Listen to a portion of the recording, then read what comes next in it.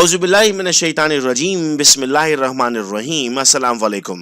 बच्चों, मैं उम्मीद कर रहा हूँ कि आप सब खैरियत से और आप सबको वेलकम आज के ड्रग इंटरेक्शन सेशन में। एमएसक्यू एकेडमी का इंट्रोडक्शन मैं आपके सामने करवाता चलूँ।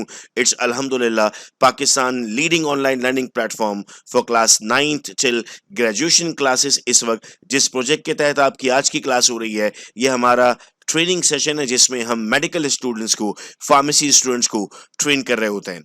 हम अल्हम्दुलिल्लाह ये प्राइड लेते हैं कि हम ई लर्निंग में वन ऑफ द पायनियर्स हैं for pharmacy and intermediate classes.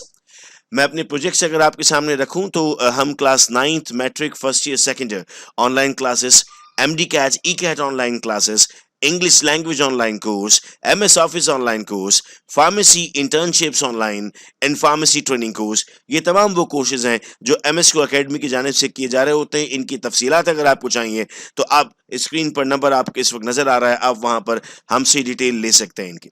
आज के सेशन का एजेंडा बेटा अगर हम लेते हैं तो आज हम स्पेसिफिकली बात करेंगे ड्रग इंटरेक्शन पर। फिर मैं आपको एफडीए के कुछ ड्रग इंटरेक्शंस की तरफ लेकर जाऊंगा कि एफडीए किस तरीके से ड्रग इंटरेक्शंस को डील करता है। फिर हम बात करेंगे ड्रग इंटरेक्शन का मैकेनिज्म क्या है। अगर दो ड्रग्स आपस में इंटरेक्ट कर रही हैं तो वो क्यों इंटरेक्ट करती हैं, आपस में कौन सा वो पाथवे है जिनकी वो एगोनिस्ट बनती हैं या एंटागोनिस्ट बनती हैं। फिर हम ड्रग रिकॉल्स पर भी आज बात करने जा रहे हैं कि जो पूरी दुनिया में और अब बिलखुसूस पाकिस्तान में मुख्तलिफ ड्रग रिकॉल्स हो रही हैं तो वो कौन कौन सी हैं और क्या वजूहत है उनकी।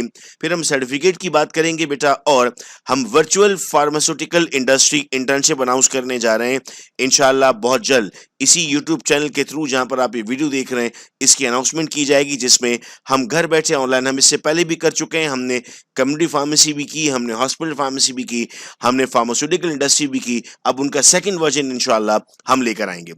ये वो सर्टिफिकेट ऑफ पार्टिसिपेशन है जो सेशन कंप्लीट होने के बाद आपको मिलेगा। इसके पार्ट्स अगर मैं आपके सामने बताऊं तो यहाँ पर ये वो रजिस्ट्रेशन नंबर है जो आप सबको ईमेल एड्रेस पे दिया गया है। यहाँ आपका नाम होगा और यहाँ सेशन मेंशन कर दिया जाता है। ये सेशंस पावर किए गए हैं फार्गो कम्युनिटी फार्मेसी की तरफ से। रजिस्ट्रेशन नंबर का फायदा ये होता है कि आप जब सर्टिफिकेट कहीं सबमिट करवाते हैं तो वो ऑथेंटिकेशन के लिए हमारे पास भेजते हैं।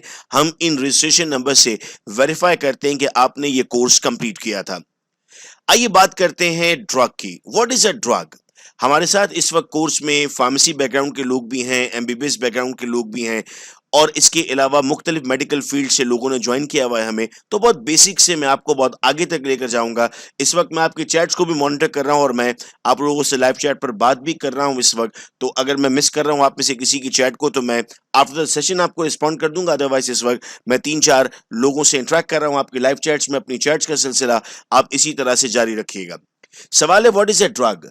हम कहते हैं sir, a drug is a chemical substance typically of known structure, मतलब अननोन नहीं है। ड्रग के बारे में आप जानते हैं कि उसमें कौन सा रिंग मौजूद है, उसमें कौन कौन से एलिमेंट्स मौजूद हैं। That's not unknown to you, which when administered to a living organism produce a biological effect. अगर वो किसी जानदार को दिया जाए तो वो कोई ना कोई बायोलॉजिकल इफेक्ट प्रोड्यूस करे। यानी अगर कोई चीज कोई बायोलॉजिकल इफेक्ट प्रोड्यूस नहीं करती, so that is not a drug. Now what is a hard drug? हम लोग इस्तेमाल करते हैं हार्ड ड्रग। वी से the term hard drug has been used to categorize drugs that are addictive and injectable. Notably, heroine की बात कर लें, कोकेन की बात कर लें, क्रिस्टल की बात कर लें, इनको हम हार्ड ड्रग कहते हैं। तो ड्रग को दो हिस्सों में तोड़ दिया आपने। एक नॉर्मल ड्रग है which have some biological activity, which have some response for your body, और हार्ड ड्रग में आप कहते हैं कि सर ये अडक्टिव ड्रग्स हैं और इंजेक्टेबल ड्रग्स हैं। फिर सवाल आता है, what is a control drug? हम कहते हैं sir, a drug or other substance that is tightly controlled by the government because it may abuse or cause addiction. मैं आपको साथ साथ एग्जाम्पल्स भी बताता चाहूंगा और मैं उम्मीद करूंगा कि आप याद करेंगे उसे। अगर मैं सूडोएफ्रेडिन का नाम लूं तो आप समझ जाएंगे इट्स अ कंट्रोल ड्रग। अगर मैं अल्प्राजोलाम का नाम लूं तो आप समझ जाएंगे इट्स अ कंट्रोल ड्रग। अगर मैं आपके सामने ब्रोमाज़ेपाम का नाम लूं तो आप समझ जाएंगे इट्स अ कंट्रोल ड्रग, यानी ये वो ड्रग है जिसे नशे के तौर पर इस्तेमाल किया जा सकता है। तो गवर्नमेंट इस पर बहुत एहतियात करती है। आपने बात भी नोट की होगी कि ये जो दवाइयां अक्सर शॉर्ट भी रहती हैं मार्केट में, क्योंकि गवर्नमेंट की तरफ से इनका कोटा बहुत कम दिया जाता है। अगर ज्यादा दिया जाएगा तो लोग उसका ज्यादा इस्तेमाल करेंगे। फिर एक सवाल आता है जहन में कि सर ये दवाएं बनाते ही क्यों हैं, अल्प्राजोलम बनाते ही क्यों हैं। लेकिन कुछ पेशेंट ऐसे होते हैं जिन्हें वाकई नींद नहीं आ रही होती, जिनको इतना शदीद पेन हो रहा होता है कि अगर वो सोएंगे नहीं तो वो रिलीफ नहीं पाएंगे, उनको देने के लिए दवा बनाई जाती है। इसलिए नहीं बनाई जाती कि लोग उसका गलत इस्तेमाल करें और अपने आप को नुकसान पहुंचाएं। हमने सेशन का जो फ्लायर था उसमें बात की थी कि हम एसेंशियल ड्रग्स की बात करेंगे। आप वो तमाम लोग जो रजिस्टर्ड हैं आज के सेशन के लिए और जो हमारे व्हाट्सएप ग्रुप का पार्ट हैं, उनके पास ये एक्सेस पहुंच चुका होगा अब तक। वो जैसे ही उस लिंक पर क्लिक करेंगे उनके सामने दो फोल्डर ओपन होंगे। सर्टिफिकेट बाद में अपलोड किए जाएंगे, लेकिन एक फोल्डर होगा लर्निंग मटेरियल। उस लर्निंग मटेरियल में आपके पास जो जो फाइल्स इंपॉर्टेंट हैं, जिसमें आज की पूरी स्लाइड्स भी हैं जो आपके सामने प्रेजेंट हो रही हैं, कि तमाम की तमाम स्लाइड्स भी उसमें मौजूद हैं। इसके अलावा स्टूडेंट्स एक डॉक्यूमेंट है लिस्ट ऑफ एसेंशियल ड्रग्स, और एक और डॉक्यूमेंट बहुत बेहतरीन डॉक्यूमेंट था वो भी अपलोड कर दिया। WHO का एक ड्रग इंटरेक्शन का मैनुअल था, तो वो आप सेशन के बाद जब देखेंगे तो वो आपको वहां मिलेगा। हम बात करते हैं कुछ ड्रग रिकॉल्स की। ये बड़ा लेटेस्ट रिकॉल है जो 15 तारीख को किया गया। यानी अब इस रिकॉल में अगर हम पढ़ने की बात करें, मई का रिकॉल है। इस रिकॉल में हुआ ये था कि सर हमारे पास एक इंजेक्शन है, मेरोनैम इंजेक्शन, इट्स एन IV।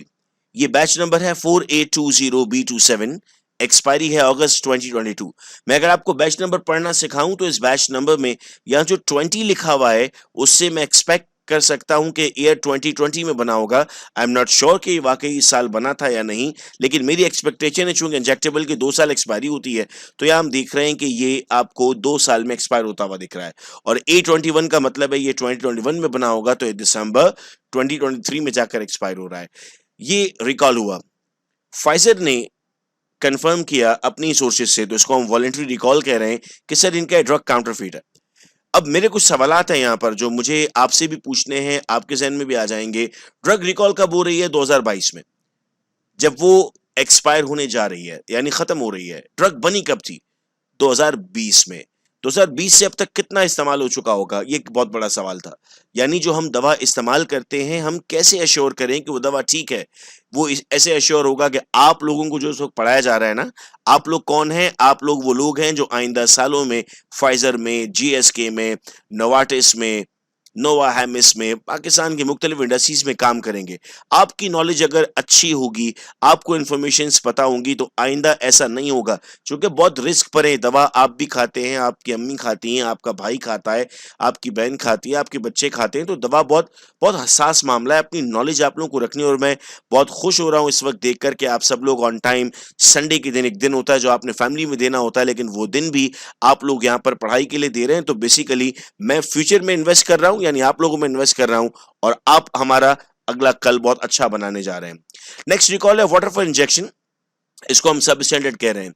अब मैं ये उम्मीद करूंगा कि आप लोग सब स्टैंडर्ड काउंटरफेट मिसब्रांड ड्रग को जानते हैं। कि नहीं जानते हैं तो ड्रग एक्ट का चैप्टर पढ़ लें, उसमें इनकी डेफिनेशंस हैं, वो इसी यूट्यूब चैनल पर आपको वो वीडियोस भी मिल जाएंगी। एक और रिकॉल है फ्लेजेनाइज सस्पेंशन का, एरिस फार्मास्यूटिकल की, उसको भी सब स्टैंडर्ड करा दिया गया। 11/2021 का ये प्रोडक्ट मैन्युफैक्चर है, 11/23 में एक्सपायरी थी, और ये अप्रैल के महीने में रिकॉल हुआ है 2022 में। यानी एक साल में कितना तो यूज हो गया होगा। ये CDL ये मेंशन किया गया, ये सेंट्रल ड्रग लैब है कराची में। इसी तरह DTL है, DTL भी हमारे पास जो है वो ड्रग टेस्टिंग लैब है जो सिंध को डील कर रही होती है। CDL हमारे पास सेंट्रल ड्रग टेस्टिंग लैब है जो पूरे प्रोविंस को डील कर रही होती है। आइए अगले सवाल पर ले जाता हूं आपको। What is a drug interaction? Interaction का मतलब क्या होता है? देखो, दो चीजों का आपस में मिलना इंटरेक्शन कहलाता है। ये दो चीजों का आपस में मिलना अच्छा भी हो सकता है और दो चीजों का आपस में मिलना बुरा भी हो सकता है। हम चूंकि दवा की बात कर रहे हैं, तो दवा के साथ किसी चीज का मिलना अगर बॉडी के लिए बुरा है तो आप उसे नाम देते हैं ड्रग इंटरेक्शन। अब दवा किस किस के साथ इंटरेक्ट कर सकती है, बहुत बड़ा टॉपिक है जिसको आज हमने छेड़ने की कोशिश की है। ये पहला फेज है, आइंदा भी हमें इस टॉपिक को छेड़ना पड़ेगा। ड्रग इंटरेक्शन हम बात करते हैं सर, ड्रग का इंटरेक्शन हो सकता है ड्रग से, ड्रग का इंटरेक्शन हो सकता है खाने से, ड्रग का इंटरेक्शन हो सकता है किसी भी पीने की चीज से। ड्रग का इंट्रैक्शन हो सकता है किसी सप्लीमेंट से, किसी विटामिन के सप्लीमेंट से। इतना बचपन में आप सबने सुना होगा कि घर वाले मना करते थे कि मछली और गाय का गोश्त एक साथ ना खाओ। घर वाले मना करते थे कि गाय का गोश्त खाने के बाद उस पर दूध न पियो, तो तुम्हें जिल्द पर खारिश कर देगा या मुख्तलिफ कलर की, 2 कलर्स की स्किन हो जाएगी। ये मैं जानता हूं, उसको मैं कहूंगा फूड फूड इंटरेक्शन, कि दो खाने की चीजें आपस में इंटरेक्ट करें। बिल्कुल वैसे ही जब दवा किसी और दवा के साथ मिलती है तो वो आपकी बॉडी में कुछ और रिएक्शन कर सकती है, जिसको आप नाम देते हैं ड्रग ड्रग इंटरेक्शन।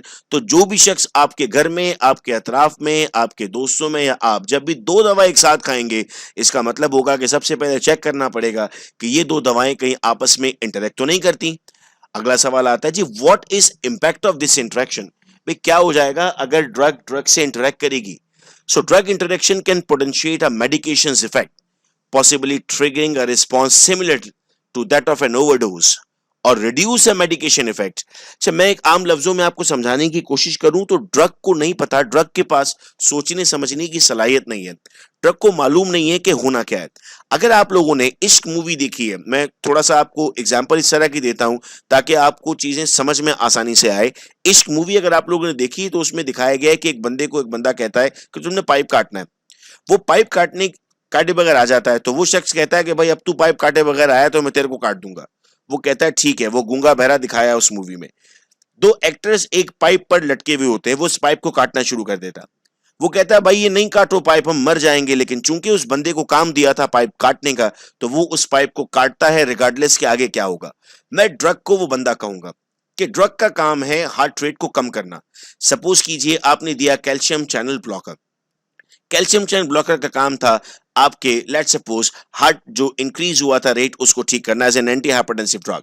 आपने उसके साथ एक और एंटी हाइपरटेंसिव ड्रग दे दी, तो ये दोनों ड्रग्स मिलकर अब क्या करेंगी, ये दोनों ड्रग्स मिलकर अब उसकी ओवरडोजिंग करने जा रही हैं। यानी काम जो एक मर्तबा करना था, एक ड्रग आपने दी है पल्स रेट कम करने के लिए, पल्स रेट हो गया था 100, आपकी ड्रग उस पल्स रेट को लेकर आएगी 75 पर। आपने उस जैसी एक और ड्रग दे दी, तो अब उस पल्स रेट को वो 50 पर ले आएगी। ड्रग थोड़ी सोचेगी कि ये दूसरी ड्रग पहले से काम कर रही है, या फिर कोई दो ड्रग आपस में इंटरेक्ट करे और वो काम ही ना हो जो आपको दिया गया था।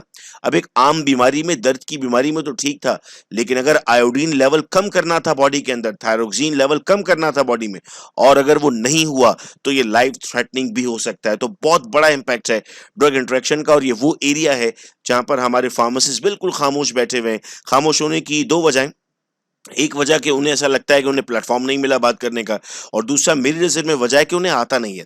बहुत माजरत के साथ, बहुत जिम्मेदारी के साथ मैं बात करता हूं कि हम पढ़ने लिखने के मामले में बहुत कमजोर हैं। यूनिवर्सिटी में असाइनमेंट कर लेंगे, सब्जेक्ट टीचर से बात कर लेंगे, सिलेबस कम करा देंगे, पास हो जाएंगे, जीपीए ले लेंगे। इस सब की दौड़ में हमने कुछ चीजों को इतने बुरी तरीके से मिस कर दिया कि मैं बहुत अफसोस के साथ ये बात करता हूं। नेक्स्ट आगे बढ़ते हैं, सवाल आता है what is a therapeutic duplication. अभी जो थोड़ी देर पहले हम बात कर रहे थे, आइए मैं आपको एग्जांपल के साथ समझाता हूं। हम कहते हैं सर थेरेपेटिक डुप्लीकेशन का मतलब है दो ड्रग दे दी जिनका काम सेम था। For example, taking a benzodiazepine for anxiety and another benzodiazepine at bed time for insomnia. अब जब आपने एक मर्तबा बेंजोडाइजोपिन एंजाइटी के लिए ली है और उसी पेशेंट ने एक मर्तबा बेंजोडाइजोपिन इंसोम्निया के लिए लिया है, ड्रग को नहीं पता मैं एक ही बॉडी में दो दफा गई हूं। ड्रग अपना काम करेगा, जब वो कम्युलेटिव इफेक्ट प्रोड्यूस करेगा तो वो टॉक्सिक लेवल पर जाएगा। कुछ बच्चे सवाल करते हैं कि सर पॉइजन और टॉक्सिक में क्या फर्क है। मैं उनको जवाब यूं देता हूं कि नमक को मैं टॉक्सिक कह सकता हूं, आर्सेनिक को मैं पॉइजन कहूंगा। थोड़ा सा भी आर्सेनिक अगर बॉडी में जाएगा तो नुकसान पहुंचाएगा, लेकिन नमक थोड़ा जाने में नुकसान नहीं पहुंचाएगा। नमक अगर अपने लेवल से ज्यादा हो गया तब वो जाकर आपका हार्ट रेट इंक्रीज करेगा। तो एक लेवल होगा ना उसका, एक थ्रेशोल्ड होगा। तो ये बेंजोडाइजोपिन भी बॉडी के अंदर पॉइजन नहीं है, लेकिन अगर लेवल बढ़ा दिया तो सर बेंजोडाइजोपिन बॉडी के लिए टॉक्सिक जरूर है। आइए ड्रग इंटरेक्शन को थोड़ा सा और डीप से पढ़ते हैं। तो मैं कहता हूं सर एक फार्माकोडायनेमिक इफेक्ट है और एक उसका फार्माकोकाइनेटिक इफेक्ट है। What is pharmacodynamic effect. Sir हम कहते हैं one drug alters the sensitivity और responsiveness of tissue to another drug by having same effect, और उसको ब्लॉक कर दें। These effects usually occur at the receptor level but may occur intracellularly। इसका मतलब है सर या तो ड्रग उसका एगोनिस्ट बन जाए या उसका एंटागोनिस्ट बन जाए, उसके इफेक्ट को ब्लॉक कर दे, उसका फार्माकोडायनेमिक इंटरेक्शन हो सकता है। लेकिन फार्माकोकाइनेटिक में हम कहते हैं कि सर वो उसकी absorption, distribution, protein binding, metabolism, excretion, इन तमाम की तमाम चीजों को वो ऑल्टर कर सकता है। अगर इस तरह से वो ऑल्टर करेगा तो आप उसे नाम देंगे फार्माकोकाइनेटिक इंटरेक्शन। आई एफडीए के डॉक्यूमेंट की मैं भरपूर प्रमोट करता हूं, एफडीए के डॉक्यूमेंट्स को, चूंकि मेरे ख्याल से ये मेरा अपना पर्सनल ओपिनियन है, मैं यहाँ पर किसी भी इदारे को रिप्रेजेंट नहीं कर रहा। मेरे ख्याल से ये जो बात की जा रही है एफडीए की जानिब से, एफडीए को ऑथेंटिक इसलिए लेते हैं कि वो काफी रिसर्च के साथ बात कर रहे होते हैं। नाउ हम क्लास ऑफ ड्रग से आते हैं, कैटेगरी ऑफ ड्रग से आते हैं और कुछ चीजें समझने की कोशिश करते हैं। मैंने कोशिश की वो मेजर ड्रग्स आपके सामने रखूं जो हम यूजुअली अपने घरों में इस्तेमाल कर रहे होते हैं। H2 रिसेप्टर एंटागोनिस्ट, अगर ये H2 रिसेप्टर एंटागोनिस्ट को यूज कर रहा है तो उसकी ड्रग इंटरेक्शन इंफॉर्मेशन है कि अगर कोई सिमेटिडीन ले रहा है फॉर एग्जांपल H2 ब्लॉकर में, तो वो डॉक्टर या फार्मासिस्ट से पूछेगा। देखो पेशेंट आपसे पूछने, एफडीए लिखता है डॉक्टर और फार्मासिस्ट, इसका मतलब अमेरिका में फार्मासिस्ट से पूछा जा सकता है, पूछना तो पाकिस्तान में भी चाहिए, लेकिन हम कहते हैं जैसा डॉक्टर ने कहा वैसा करो। यहाँ पर इसके साथ अगर आपको compete करना है ना तो नॉलेज स्ट्रॉन्ग करनी पड़ेगी। अगर आपका पेशेंट थियोफाइलिन ले रहा है एस्थमा के लिए, देखो यहाँ साथ मेंशन कर दिया ताकि जिनको नहीं पता उनको याद हो जाए, theophylline is an oral asthma drug. अगर वो वारफेरिन ले रहा है या अगर वो फेनिटोइन ले रहा है, फेनिटोइन सोडियम, तो आपने उसे H2 रिसेप्टर एंटागोनिस्ट नहीं देना है। अगर वो कोई एंटासिड ले रहा है, क्यों ले रहा है सर एंटासिड, यहाँ ये भी मेंशन है, drug for relief of acid indigestion, heartburn, sour stomach, वो जल रहा है ना, तो आपने, वो आपसे पूछने जा रहा है, मैं आपको यहाँ पहले पढ़ा रहा हूं कि अगर वो मिल्क या मिल्क प्रोडक्ट से एलर्जिक है तो आप उसको नहीं दे रहे होंगे। अगर वो कोई प्रिस्क्रिप्शन ड्रग ले रहा है तो आप उसको एंटासिड्स नहीं देंगे। प्रिस्क्रिप्शन ड्रग का मतलब क्या है? प्रिस्क्रिप्शन ड्रग का मतलब है दो तरह की ड्रग्स हैं, over the counter medicine and prescription drug. तो अगर वो कोई प्रिस्क्राइब ड्रग ले रहा है, किसी एंटीबायोटिक पर है, किसी एंटी हाइपरटेंसिव ड्रग पर है, तो आपने यहाँ पर कॉशन करनी है। नेक्स्ट हम कहते हैं सर अगर कोई एंटीएमेटिक ड्रग है, व्हाट इज एंटीएमेटिक ड्रग? बहुत आसान लफ्जों में, उल्टी रोकने के लिए जो आप ड्रग दे रहे होते हैं उसे हम एंटीएमेटिक ड्रग कहते हैं। सिडेटिव और ट्रांसकुलाइसिस के साथ एंटीएमेटिक ड्रग्स नहीं दी जाती। ब्रीथिंग प्रॉब्लम्स हैं, ब्रोंकाइटिस है, ग्लूकोमा है, आप एंटीएमेटिक ड्रग नहीं देते। अगर आप एंटीएमेटिक ड्रग दे रहे हैं और आपका पेशेंट, अब चूंकि ये तो यूएस की हम बात कर रहे हैं, पाकिस्तान तो नहीं है जहां अल्कोहल पर पाबंदी है, लेकिन यूएस में लोग इस्तेमाल कर रहे होते हैं, तो इसलिए ये पॉइंट यहां पर मेंशन हुआ हुआ है। एंटीहिस्टामिन हम कहते हैं सर ये जो आपके पास रनिंग नोज होती है या जो छींक आ रही है या आपको नोज और थ्रॉट में पेन हो रहा है या आईज में से आपकी जो है वो वाटर आ रहा है, तो ऐसी सूरत में आप देते हैं। लेकिन इफ यू आर ऑन ट्रांसकुलाइजर्स और सेडेटिव, आप कोई हाई ब्लड प्रेशर की ड्रग पर हैं, आप एंटीहिस्टामिन नहीं देंगे। ये यूजुअली मैं देख रहा होता हूं, लोग हाई ब्लड प्रेशर की ड्रग पर होते हैं और एंटीहिस्टामिन ले रहे होते हैं, ये आपस में इंटरैक्ट करती हैं, आपको इनके ऑल्टरनेटिव ढूंढने होते हैं। अगर कोई कफ मेडिसिन है या अगर कोई ब्रोंकोडायलेटर है, कफ मेडिसिन और ब्रोंकोडायलेटर जिस क्लास में हम ले रहे हैं उन्हें हम एंटीटोसिव ड्रग्स कहते हैं, अगेन सिडेटिव और ट्रांसकुलाइजर। तो एक जहन में खाका बनता जा रहा है कि सर सिडेटिव पर कोई अगर शख्स मौजूद है, अगर कोई अल्प्राजोलाम पर है, अगर कोई ब्रोमाज़ेपाम पर है, अगर कोई बेंजोडाइज़ोपिन्स पर है, तो हमें उनको रोकना पड़ेगा दूसरी दवाएं देते वक्त। अगर कोई शख्स हार्ट पेशेंट है तो उसे, मतलब मैं यहाँ पर आपको एग्जांपल शेयर करता हूँ कि एक ड्रग मॉलिक्यूल है एलोपेरिनॉल। एलोपेरिनॉल इस्तेमाल किया जाता है यूरिक एसिड को बॉडी से कम करने के लिए। एलोपेरिनॉल के अगेंस्ट जो न्यू ड्रग 2007 में डिस्कवर हुई थी, दैट वाज फेबुक्सोस्टाट। लोगों ने फेबुक्सोस्टाट को बहुत यूज करना स्टार्ट किया, लेकिन बाद में पता लगा कि जिनको हार्ट प्रॉब्लम्स हैं उनके लिए फेबुक्सोस्टाट एक डेंजरस ड्रग है। तो यहाँ आकर साइंस इन चीजों को पढ़ना शुरू करती है कि ओके बहुत वैल्यू है। पता लगा आपने कोई ब्रोंकोडायलेटर दिया, आपने इसे जो है वो फॉर एग्जांपल साल्ब्यूटामॉल दे दिया और आपने पता ही नहीं किया कि उसको हार्ट प्रॉब्लम था या कोई थायराइड डिजीज से वो ऑलरेडी चल रहा था। लैक्सेटिव्स में हम कहते हैं sir drugs for temporary relief और कॉन्स्टिपेशन, कब्ज में जो हम इस्तेमाल कर रहे होते हैं। किडनी पेशेंट्स के लिए स्टमक पेन में, नोजिया, वॉमिटिंग में आपने एहतियात करना होगा इन ड्रग्स के लिए। नेजल डिकंजेशंस जो आप ले रहे होते हैं, आपका गला बंद हो रहा है, बलगम जमता जा रहा है, हार्ट पेशेंट्स अगेन ये दवा नहीं ले रहे होते। निकोटीन रिप्लेसमेंट प्रोडक्ट, निकोटीन से रिप्लेस कर रहे हैं। अब यहाँ पर भी हम मेंशन करेंगे जो लोग सिगरेट स्मोकर्स हैं उनको ये प्रॉब्लम रहती है कि वो छोड़ नहीं पाते, तो उनके लिए रिप्लेस करने के लिए जो है वो च्युइंगम का इस्तेमाल किया जाता है या मुख्तलिफ तरीकों का इस्तेमाल किया जा रहा होता है, उसको भी इतना केयर यहाँ पर देने की हम बात कर रहे हैं। पेन रिलीफर्स ये बहुत कॉमनली हम यूज कर रहे होते हैं। पेन रिलीफर देने के लिए आपने चेक करना होता है कि आपके पास कोई अल्कोहलिक ड्रिंकर तो नहीं यूजुअली पाकिस्तान में, तो हम इसमें सेफ रहते हैं। हम कहते हैं सर ओटीसी में एसिटामिनोफेन आता है, एस्पिरिन है, इबुप्रोफेन है, कीटोप्रोफेन है, मैग्नीशियम सैलिसाइलेट है, नेप्रोक्सन है, मतलब चीजें वही है जो आप पढ़ते हैं। यूएस में कोई नई चीज नहीं आती है, वो भी उन्हीं की बात कर रहा होता है। स्टिमुलेंट्स अगर आपको इस्तेमाल कर रहे हैं तो आप स्टिमुलेंट यूज करते वक्त, अब ये मामला फूड एंड ड्रग इंटरेक्शन की तरफ जाता है, लेकिन हम डिस्कस कर लेते हैं कि ये भी डेंजरस ही काउंट होता है। अब आप कहेंगे सर ठीक है, आप यहाँ पर इंटरेक्शंस तो बता रहे हैं, लेकिन अब हम थोड़ा सा फार्माकोलॉजिकल इफेक्ट पर आना चाहते हैं कि सर ये जो इंटरेक्शंस हो रही हैं हमारी, इन इंटरेक्शंस की वजह क्या है। तो आइए अब थोड़ा सा तफसील से 10 ऐसी ड्रग्स मैंने आपके सामने रखी हैं जिनका आपको पता होना बेहद जरूरी है, तो मैं उन्हीं को आपको डिस्कस करता हूं। सबसे पहली मैं डिस्कस करने जा रहा हूं एंजियोटेंसिन कन्वर्टिंग एंजाइम, जिन्हें हम शॉर्ट फॉर्म में ACE इनहिबिटर्स भी कहते हैं, और साथ हम बात करते हैं पोटेशियम सप्लीमेंट्स की। हम कहते हैं सर AC इनहिबिटर्स क्यों इस्तेमाल करते हैं, ये भी यहाँ मैं आपको पढ़ा दूं, और इन चीजों को लिखना नहीं, लिखा बहुत है आप लोगों ने, कोशिश करना आज इसको दिमाग में बिठा देना। हम कहते हैं सर AC इनहिबिटर इस्तेमाल होता है ब्लड प्रेशर कंट्रोल करने के लिए, हार्ट फेलियर कंट्रोल करने के लिए, और अर्ली किडनी डिजीज के लिए। एग्जाम्पल है बेनाजेप्रिल, लेजोनोप्रिल और एनालेप्रिल। तो ये प्रिल वाले अक्सर कहा जा रहा होता है कि जी प्रिल जिसमें आता है वो AC इनहिबिटर्स हैं, ठीक है। पोटेशियम सप्लीमेंट्स क्या करता है, potassium supplement are used to increase the potassium level in the blood. Potassium citrate देते हैं, पोटेशियम बाइकार्बोनेट देते हैं, पोटेशियम क्लोराइड देते हैं, ठीक है सर, दोनों बातें समझ में आ गई। इंटरेक्शन की तरह AC inhibitor increase the level of potassium in the body, ये उनका इफेक्ट है। अगर आपने इसके साथ पोटेशियम सप्लीमेंट्स दिए तो क्या होने जा रहा है सर, हाइपरकैलेमिया होने जा रहा है, आपका पोटेशियम लेवल बढ़ जाएगा। तो अगर पेशेंट AC इनहिबिटर पर है, आपने फौरी तौर पे उसके पोटेशियम सप्लीमेंट स्टॉप करने।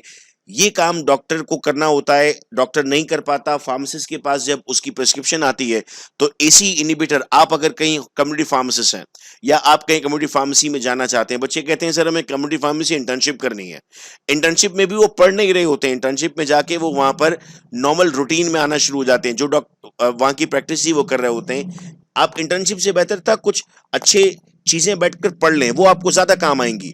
आप किसी को भी आज के बाद AC इनहिबिटर दें, पहले पूछें भाई आप पोटेशियम सप्लीमेंट तो नहीं लेते हैं, अगर वो लेता है तो आपने उसको पहले उसके सप्लीमेंट बंद कराने और पेशेंट को उसकी वजह बतानी है। पेशेंट कहेगा क्यों बंद कर रहे हैं डॉक्टर साहब आप ये दवा हमारी, आप उसको हल्के लेवल पे समझाना है कि दोनों का काम एक जैसा है, दोनों के काम से आपकी बॉडी में कुछ मसला हो सकता है। अगला आते हैं जी angiotensin converting enzyme inhibitor and spironolactone. ठीक है जी, बात वहां वाली रिपीट हो रही है पहले पैराग्राफ में, तो मैं इसको ओमिट करता हूं, आगे बढ़ता हूं आपके साथ। सर ये स्पाइरोलेक्टोन क्या करता है, sir it is used as a diuretic to remove excess fluid from the body, ठीक है। Now spironolactone increase the blood potassium level, okay. इधर ये दवा ब्लड पोटेशियम लेवल बढ़ा रही है, उधर AC इनहिबिटर भी बढ़ा रहा है, तो दोनों क्या हो जाएगा सर, हाइपरकैलेमिया हो सकता है। अगेन हाइपरकैलेमिया के डर से आपने एंजियोटेंसिन कन्वर्टिंग एंजाइम देते वक्त स्पाइरोलेक्टोन्स को रोकना है। डिजॉक्सिन एंड अमायोडेरोन, तो डिजॉक्सिन के लिए मैं आपको बताऊं, ये मैंने खुद अपने पर्सनल एक्सपीरियंस से देखा कि जब इसको डिस्पेंस कर रहे होते हैं तो उस वक्त ग्लव बॉक्स में डिस्पेंस करते हैं। ग्लव बॉक्स गूगल कीजिएगा, आपको अंदाजा होगा कि हाथ भी ना लगे, एक ग्लव अंदर जाता है डब्बे के अंदर और वो उसको डिस्पेंस करवाता है। बड़ी खतरनाक ड्रग है ये। सो डिजॉक्सिन क्यों इस्तेमाल करते हैं sir, congestive heart failure, heart rate को स्लो करने के लिए, अगर आपके कार्डियक रिदम में कोई प्रॉब्लम है, ओके। अमायोडेरोन क्यों यूज करते हैं, सीरियस कार्डियक एरिथमिया। अब इंटरेक्शन की तरह amiodarone may lead to increased level of digoxin in the body and potential toxicity।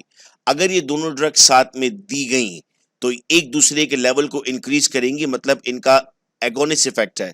अच्छा आप कहते हैं सर अब हुआ ये कि जी देना लाजिम है, इन दोनों को साथ नहीं देंगे तो काम नहीं बनेगा। साइंस आपको रोक नहीं रही, मेरी फार्मेसी आपको रोकती नहीं है, वो कहती ECG को मॉनिटर करें। ECG अगर किसी ने पढ़ना है तो वो जरूर मैसेज पर राब्ता कर दें, हम बहुत जल्द ECG का भी एक कोर्स लॉन्च कर दें, चूंकि मुझे तो जो इन्फॉर्मेशन आप लोगों से मिलती है तो उसी हवाले से फिर मैं कोर्स आप लोगों के लिए लॉन्च कर देता हूं। तो ECG पढ़ना आपको आना चाहिए, और ECG में कहाँ कहाँ कौन कौन से PQRS हैं ये भी हमें पढ़ना जरूर आना चाहिए। डिजॉक्सिन के साथ वेरापेमिल, ओके। डिजॉक्सिन क्यों इस्तेमाल हो रहा है, अभी हमने कहा sir it is used to treat the congestive heart failure, slow the heart rate. इस लाइन को ज़हन में बिठाइए 1 मिनट के लिए। वेरापेमिल क्या करता है, to treat the high blood pressure, slow the heart rate, oh my God. So verapamil may decrease the clearance of digoxin, leading to increased level of digoxin in the body and potential toxicity. Intake of digoxin and verapamil together may result in excessive slowing down of heart. Digoxin भी heart कम कर रहा है, rate कम कर रहा है, वेरापेमिल भी heart rate कम कर रहा है. अगर दोनों ने हार्ट रेट कम करना स्टार्ट कर दिए तो अल्लाह खैर करे, हो गया काम उस पेशेंट का. हार्ट रेट इतना डाउन होगा, ये हो रहा होगा, पता है हॉस्पिटल्स में दोनों चीजें दी जा रही होंगी. दो चीजें नहीं देनी है, मतलब ये बिल्कुल ऐसे ही है कि आप उसको जानबूझकर मार रहे हैं और वहां फार्मासिस्ट खामोश घूम रहा है. मैं उम्मीद करूंगा कि मेरा पढ़ा हुआ फार्मासिस्ट खामोश नहीं घूमेगा, वो बात करने की सलाहियत रखेगा. अगला आता है हमारे पास सर जी, थियोफाइलिन एंड क्विनोलॉन्स. शुरू में बता दिया था थियोफाइलिन क्यों इस्तेमाल होता है, रिपीट कर रहा हूं तो आपके जहनों में ये कील ठोक रहा हूं मैं कि थियोफाइलिन इस्तेमाल होता है एस्थमा में और बाकी रेस्पिरेटरी डिजीज में. It is use less commonly nowadays, चूंकि इससे बेहतर अब तो और दवाएं मौजूद हैं, बहुत कम हम इस्तेमाल करते हैं. क्विनोलॉन्स क्या करता है सर, ये एंटीबायोटिक्स है जो यूटीआईज को ठीक करती हैं. यूटीआईज क्या होते हैं, यूरिनरी ट्रैक इन्फेक्शन. ठीक है जी, कौन कौन सी है, सिप्लोफ्लॉक्सासिन है, ओफ्लॉक्सासिन है, नॉरफ्लॉक्सासिन है और स्पारफ्लॉक्सासिन है. ऑक्सीसिन फैमिली हम इसको कहते हैं. इंटरेक्शन किधर है, quinoline inhibit the metabolism of theophylline thereby increasing its blood level. देखो मेटाबॉलिज्म को रोकेगा ना तो वो ब्लड में रहेगी. मतलब सिंपल मैकेनिज्म समझो, दवा आई बॉडी के अंदर, मेटाबॉलिज्म वो बाहर चले गई. अगर मेटाबॉलिज्म रुक गया तो दवा बॉडी के अंदर रहेगी. अगर दवा बॉडी के अंदर हुई तो उसकी टॉक्सिसिटी इंक्रीज होना स्टार्ट होगी और टॉक्सिसिटी में हो गया रहा सीजर्स है, शदीद किस्म के झटके, फिट्स पड़ना स्टार्ट हो जाएंगे पेशेंट को. तो थियोफाइलिन और ये एंटीबायोटिक, अच्छा ये एंटीबायोटिक्स भी हमारे घरों में बंटियों की तरह इस्तेमाल हो रही होती हैं. हमारे आपके घर में भी एक डब्बा होगा जिसके अंदर दूर से देख के लग रहा होगा कि बिस्किट होंगे या चॉकलेट्स होंगी, कभी आप खोलते हैं दवाएं निकलती हैं, एंटीबायोटिक बहुत पड़ी हुई है अंदर. तो थियोफाइलिन भी कोई पेशेंट ले रहा है और एंटीबायोटिक भी ले रहा है, ये बहुत पोटेंशियल चांस है हमारे अपने घरों में, और आपको ये अपनी प्रैक्टिस अपने घरों से शुरू करनी है. Warfarin with macrolides. वारफेरिन एक ओरल एंटीकोगुलेंट ड्रग है जो ब्लड क्लॉट फॉर्मेशन को रोकता है. ठीक है सर. मैक्रोलाइट्स कौन है सर, ये एंटीबायोटिक्स है जो नॉर्मल बैक्टीरियल इन्फेक्शन के लिए हम इस्तेमाल करते हैं. अगेन ये बहुत कॉमनली यूज है आपके घरों के अंदर. एजिथ्रोमाइसिन, क्लेरिथ्रोमाइसिन, एथ्रोमाइसिन, ये माइसिन फैमिली कहलाती है. लास्ट में जब माइसिन आता है तो इसका मतलब हम लेते हैं कि सर इनमें हमारे पास जो है ये फंगल ओरिजिन से हैं, चूंकि उनको माइसीलियम कहते हैं. What is interaction, now macrolide reduce the metabolism. Again metabolism कम होगा तो क्लियरेंस नहीं होगी, बॉडी के अंदर ज्यादा रहेगा और आपके पास जो है वो उसको रोक नहीं पाएंगे आप, ब्लड क्लॉटिंग नहीं रुकेगी और जिस मकसद से आप दवा दे रहे थे वो काम नहीं करेगी. Warfarin with एनसेड, most deadly combination जो घरों में चल रहा है.